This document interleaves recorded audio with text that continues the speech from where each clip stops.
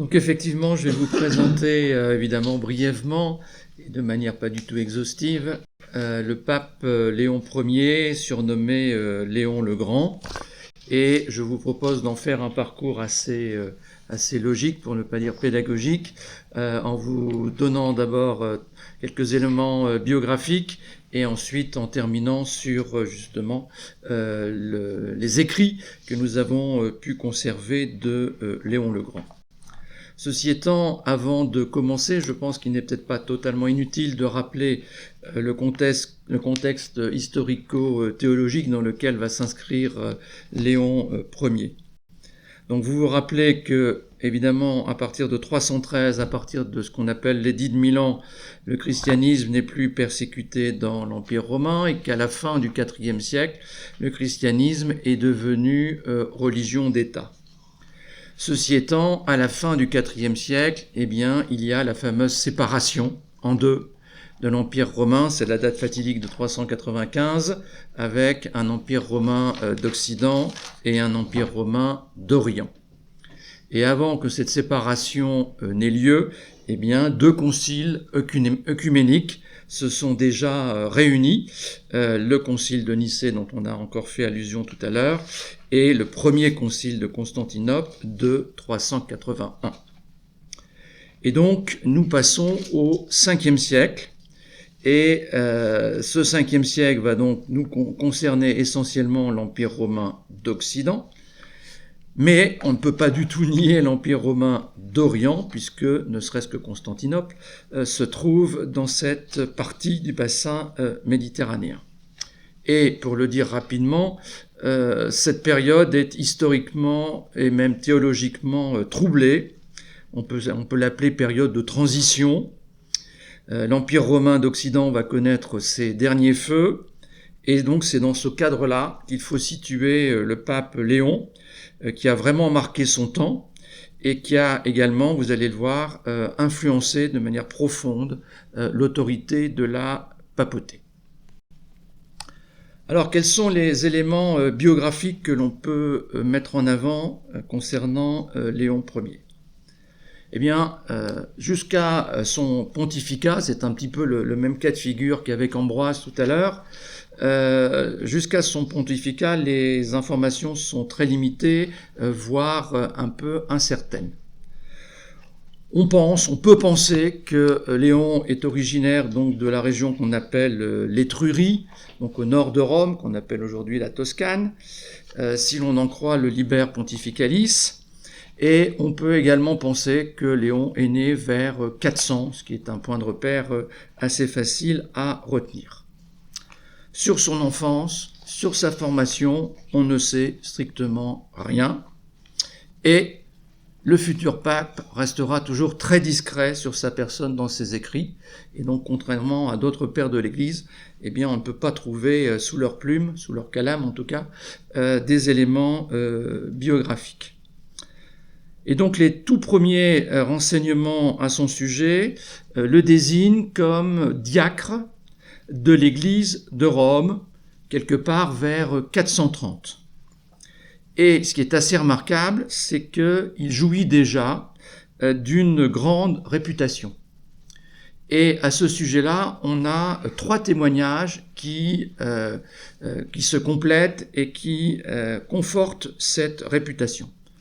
Le premier témoignage, là encore c'est un père dont on a parlé ce matin, c'est Jean Cassien, puisque Jean Cassien, qui est donc l'ami manifestement de Léon, va rédiger donc son traité en 7 livres sur l'incarnation du Seigneur, à la demande pressante de Léon lui-même, afin que Léon, d'après Jean, soit renseigné sur les positions du dénommé Nestorius, sur lequel on reviendra, qui est l'archevêque de Constantinople et qui dissociait le Fils de Dieu et le Fils de Marie dans le Christ.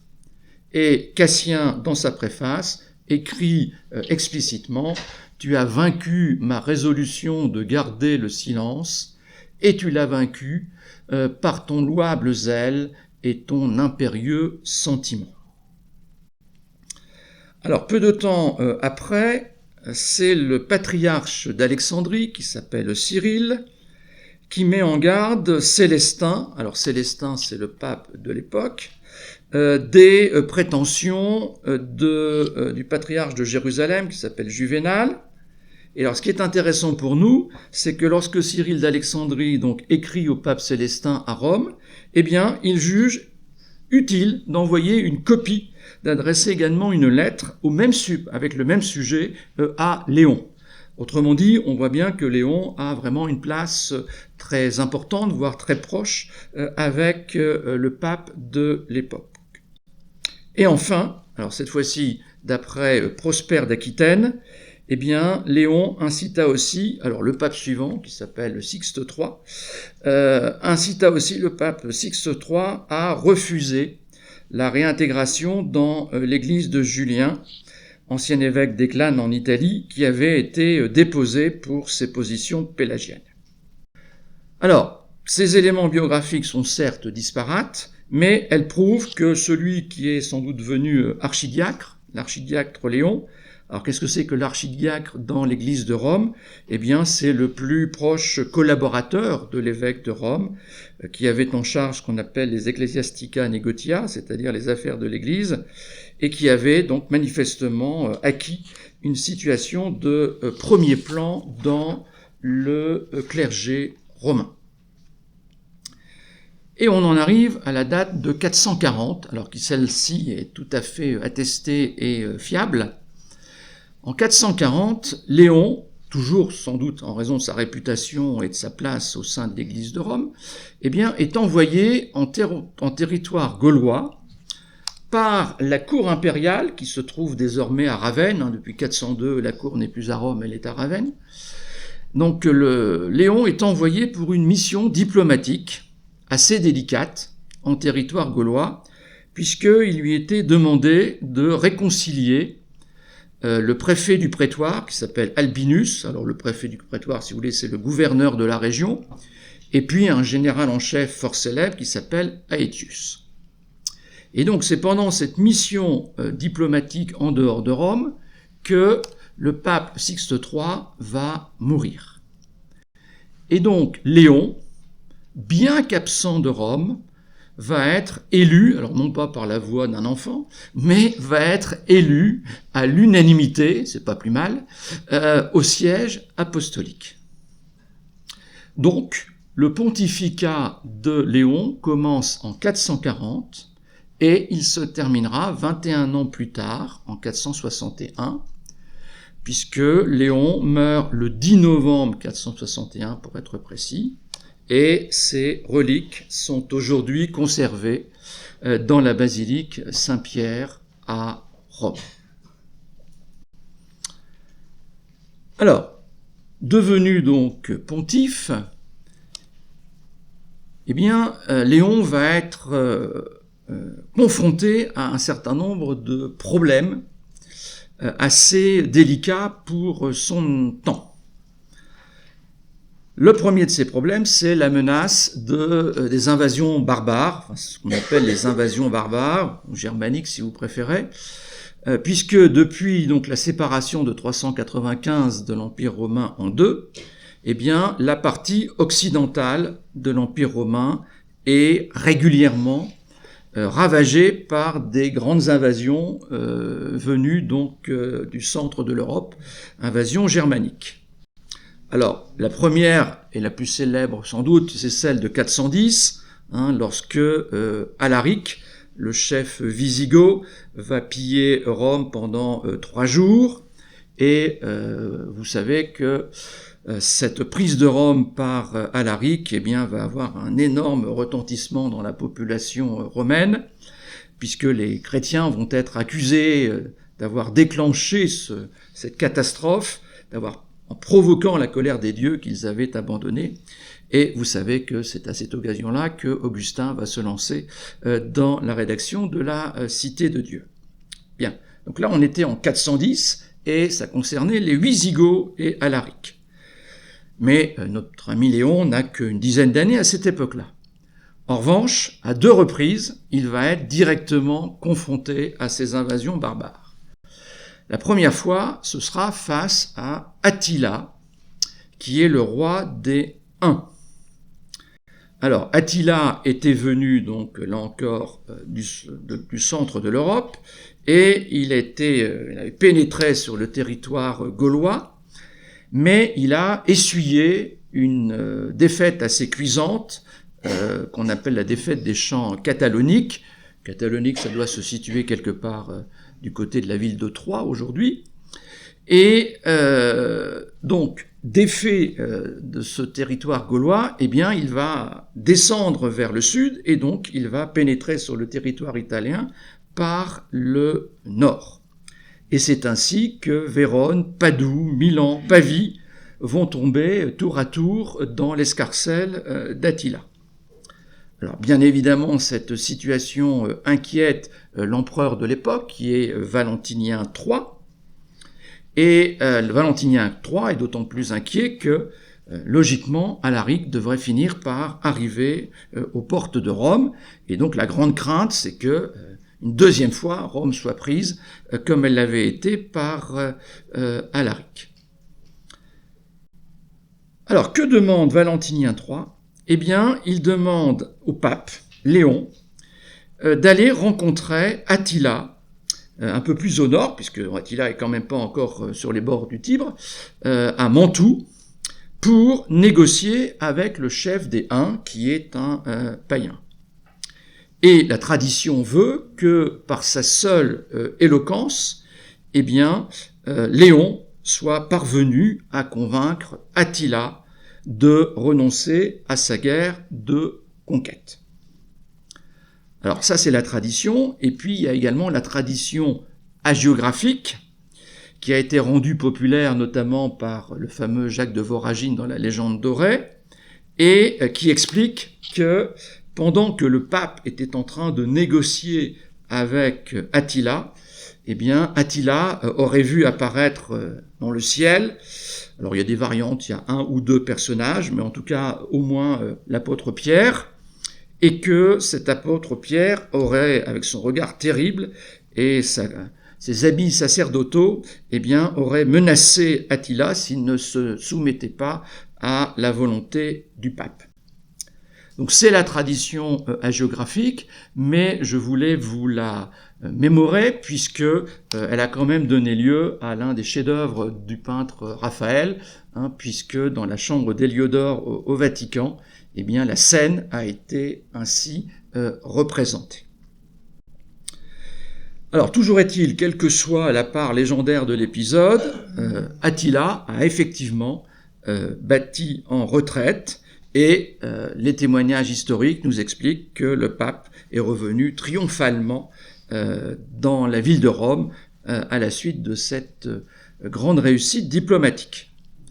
Et alors, on peut éventuellement, puisqu'on est vraiment à la même époque, on peut éventuellement faire un parallèle et dire que Léon Ier a été dans cette occasion à Rome ce que fut Sainte Geneviève à Lutèce l'année précédente, face au même Attila, là encore, si on se fie au récit hagiographique.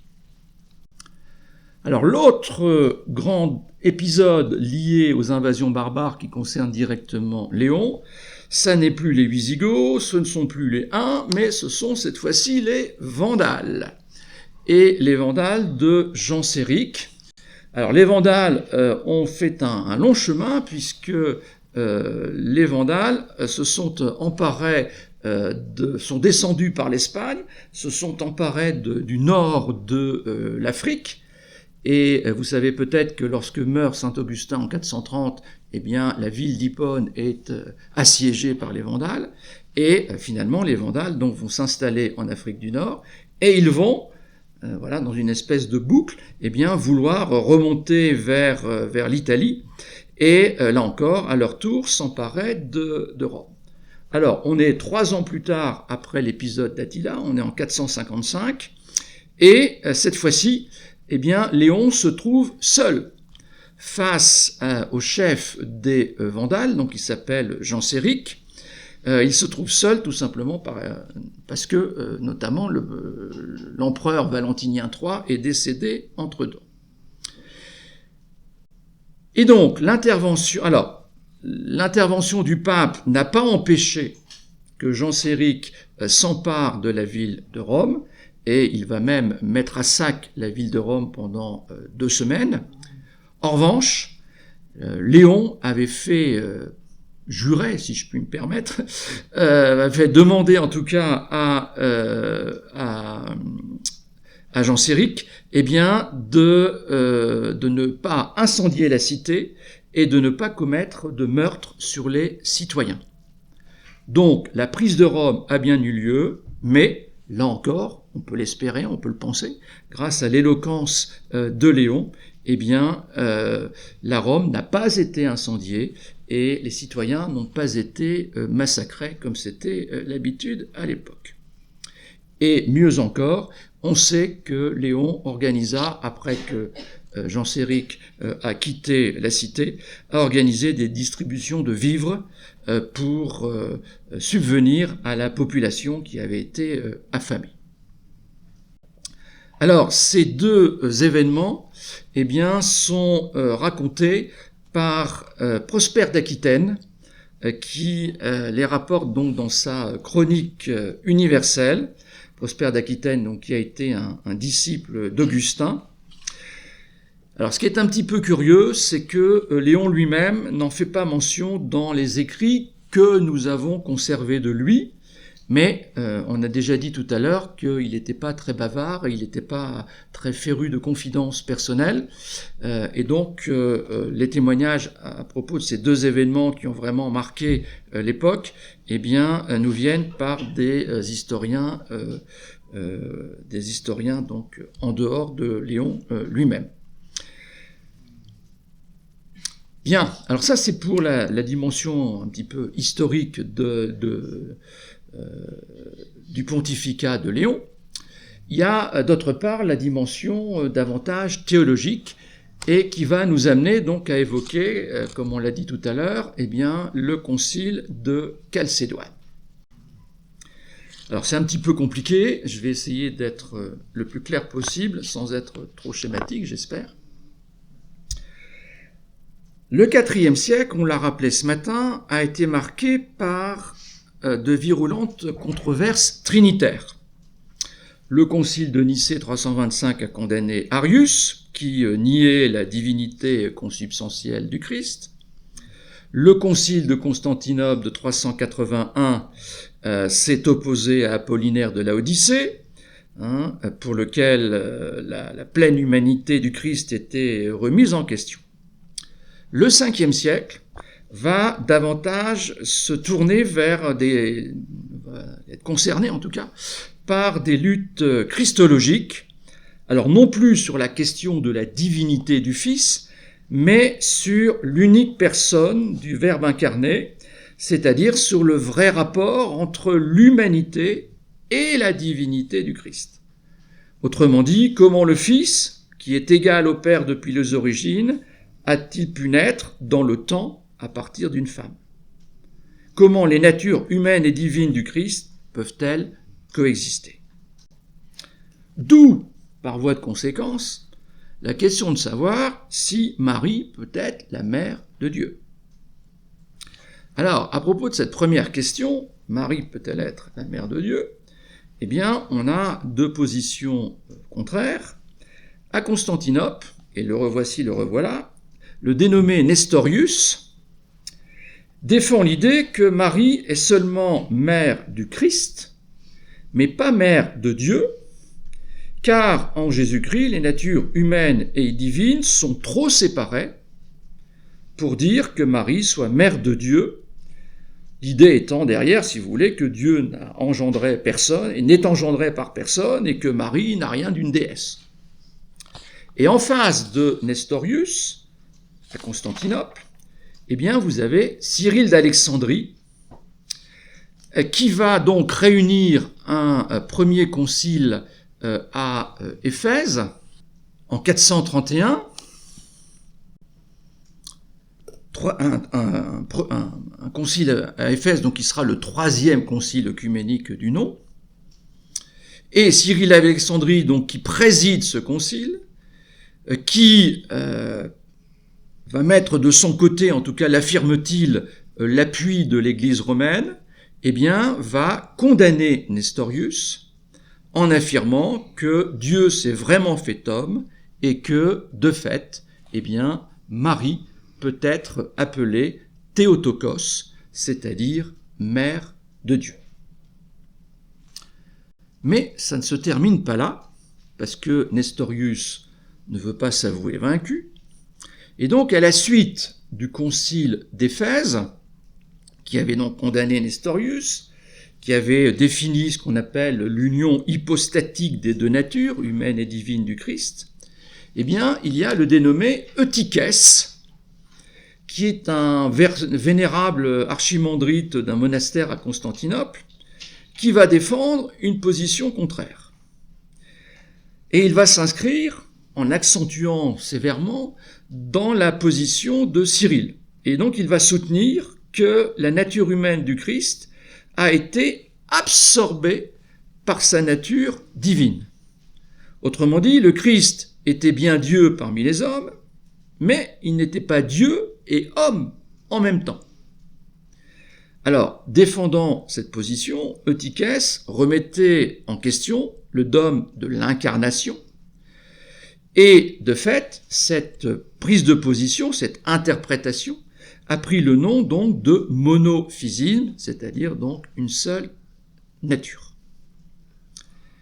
Et donc, à Eutychès va s'opposer l'archevêque de Constantinople, qui s'appelle Flavien, et qui va condamner sévèrement Eutychès, et qui va même le déposer en 448.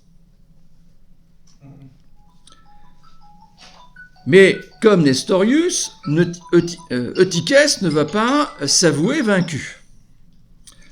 Et donc, persuadé que sa position de monophysisme s'inscrivait dans la continuité de Cyril d'Alexandrie, qui était mort 4 ans plus tôt, donc Cyril ne peut plus participer au débat, eh bien Eutychès va se tourner d'une part vers le pape à Rome, Léon Ier, et d'autre part, puisque Cyril est décédé, vers le nouvel évêque d'Alexandrie qui s'appelle Dioscore.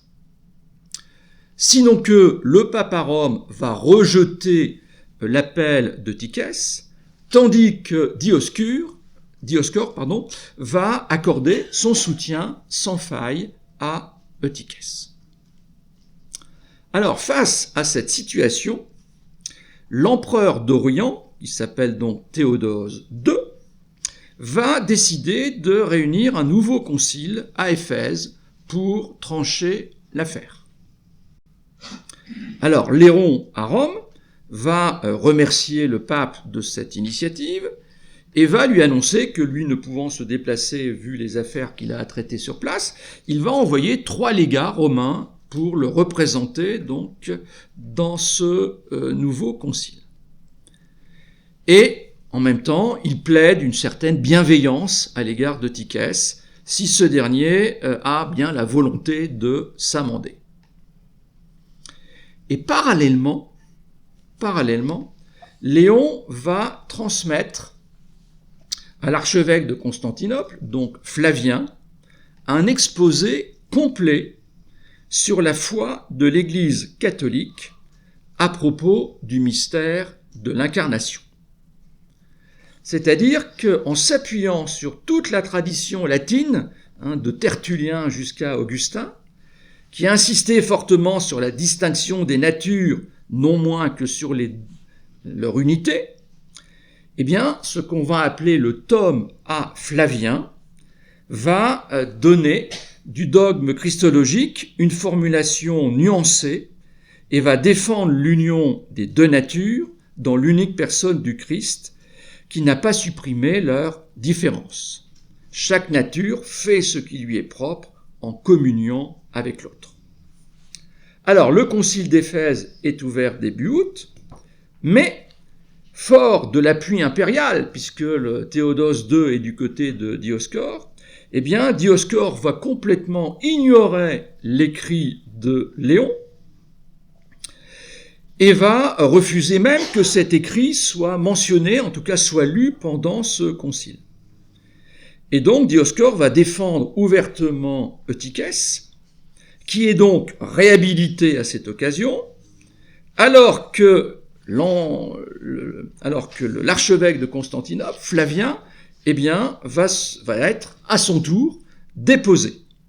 Et Flavien va être arrêté, va être donc exilé, et il va mourir quelques jours plus tard, sans doute à la suite des mauvais traitements qu'il a dû endurer à ce moment-là. Alors, apprenant cela, eh bien, Léon va écrire une lettre à la sœur de l'empereur, qu'on a citée tout à l'heure, Pulchérie, et qui était opposée à Eutychès. Et Léon va qualifier donc ce concile à Éphèse de latrocinium, c'est-à-dire de brigandage. Et donc c'est sous cette appellation léonienne de brigandage d'Éphèse, en 449, que l'événement va entrer dans l'histoire. Et parallèlement, le pape va adresser de nombreux courriers indignés à ses collègues orientaux, ainsi qu'à Théodose II. Mais en vain. Et donc, vous avez d'un côté l'empereur et Dioscore et Eutychès, et de l'autre côté, vous avez Léon qui essaie de contrecarrer la position donc des trois autres, et la situation semble véritablement inextricable. Sinon que, un effet peut-être de la Providence, Théodose II meurt à ce moment-là, d'une chute de cheval providentielle, en juillet 450. Et à partir de là, eh bien, la situation va complètement se renverser, puisque celui qui va succéder à Théodose II, eh bien, c'est l'empereur Marcien, et comme empereur d'Orient, on est toujours en Orient, et Marcien va prendre le contre-pied de son prédécesseur Théodose II. Et donc, dès l'année suivante, 451, eh bien, il réunit, donc l'empereur Marcien réunit un concile œcuménique à Chalcédoine, en Bithynie.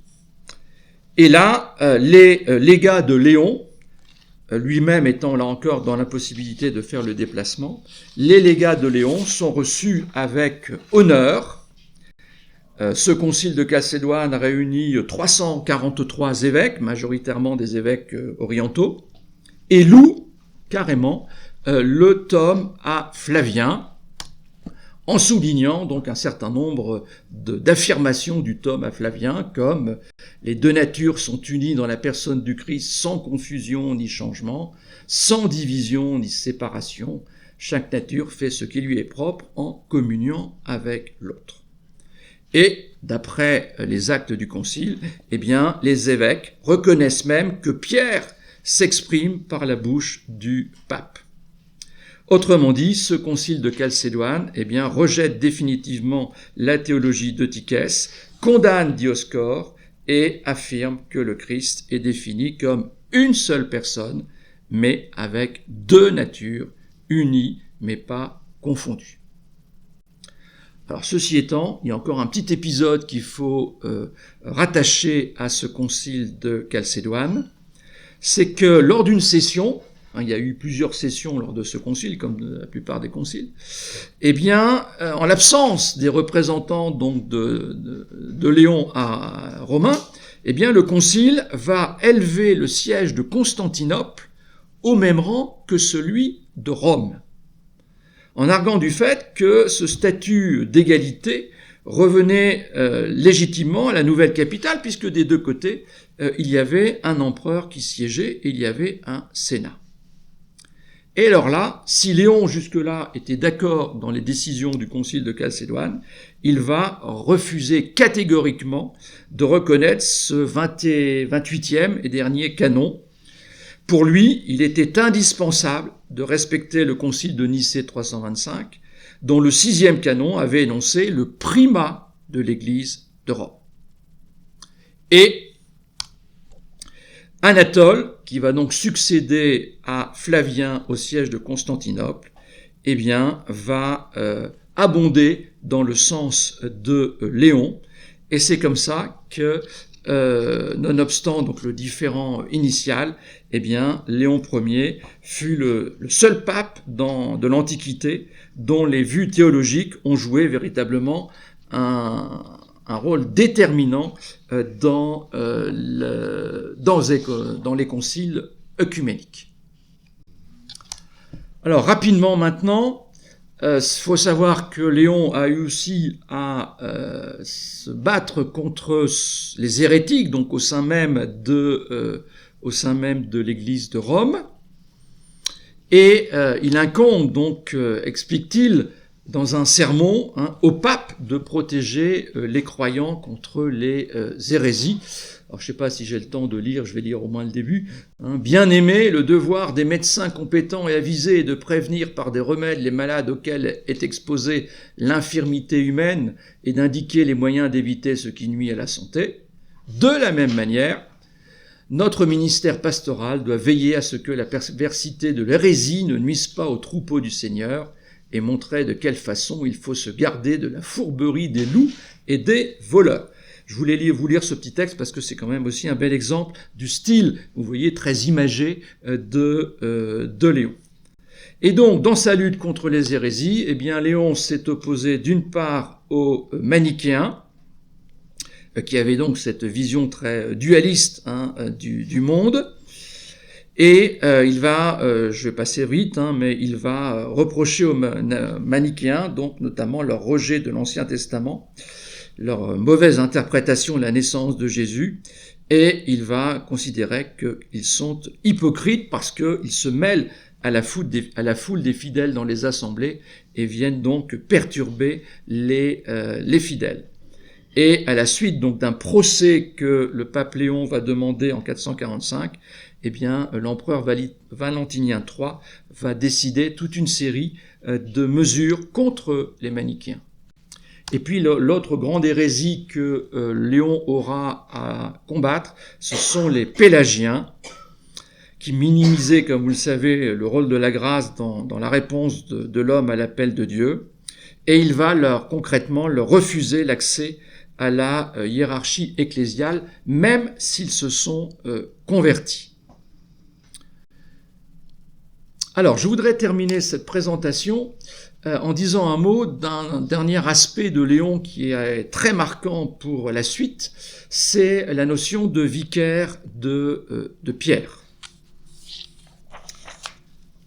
Alors, depuis le pontificat de Damas, qui avait fréquenté, rappelez-vous, Jérôme, eh bien, l'autorité du pape s'est renforcée sur l'ensemble de l'Italie.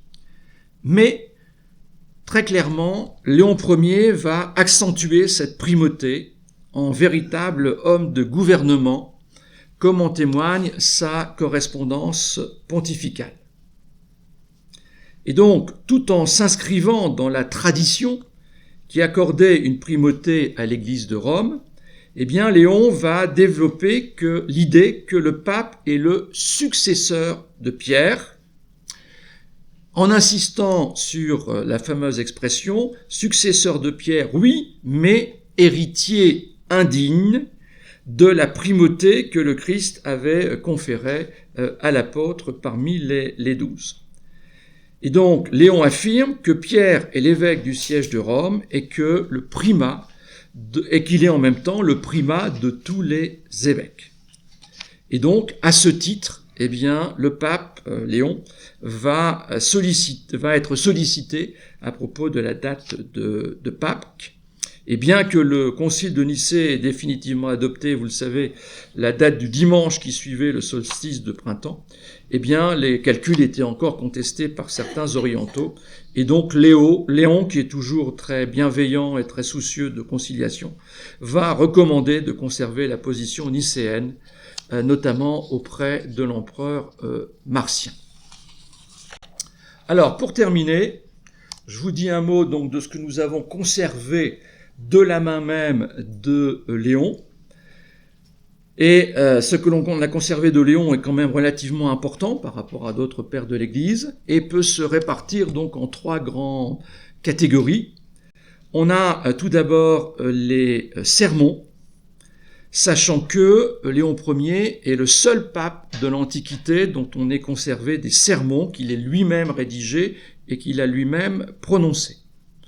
Au total, ce corpus réunit 98 sermons qui couvrent tout le cycle liturgique de Noël à l'Épiphanie, de Noël et l'Épiphanie jusqu'à l'Ascension et la Pentecôte, avec une place essentielle qui est réservée au carême, à la Passion et à la fête de Pâques, qui représente à peu près un tiers des sermons.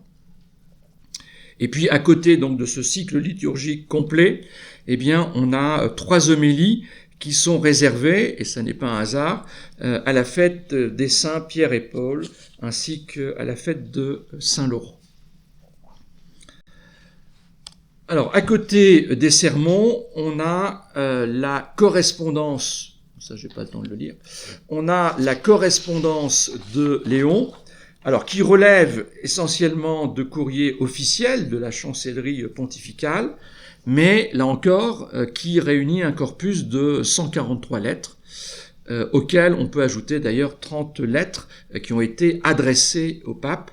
Et là encore, je suis obligé de signaler que cet ensemble épistolaire pontifical est unique jusqu'à Grégoire le Grand qui arrivera plus tard.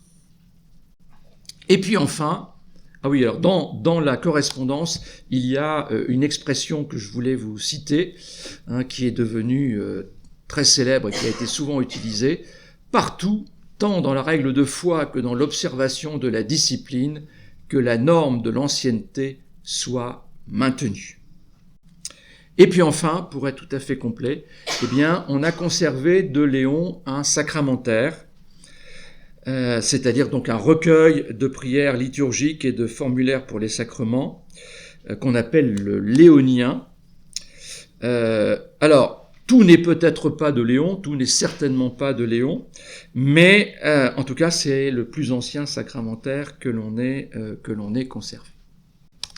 Alors, en guise de conclusion, eh bien, je dirais que Léon le Grand a marqué durablement l'histoire de l'Église. Durant son long pontificat, 21 années, c'est l'un des plus longs de l'histoire, avec ceux de Pie IX et de Jean-Paul II. Il a été, je l'espère vous l'avoir fait comprendre, un gardien scrupuleux de l'orthodoxie. Il a défendu Rome avec éclat, il s'est montré un pasteur attentif à ses brebis et à la communion entre les différentes églises. Et en 688, lorsque le pape Serge Ier va faire transférer les restes de Léon à l'intérieur de la basilique Saint-Pierre, eh bien, il va rédiger une épitaphe qui va jouer sur le nom du pape. Léon, évidemment, vient du latin Léo, qui veut dire lion.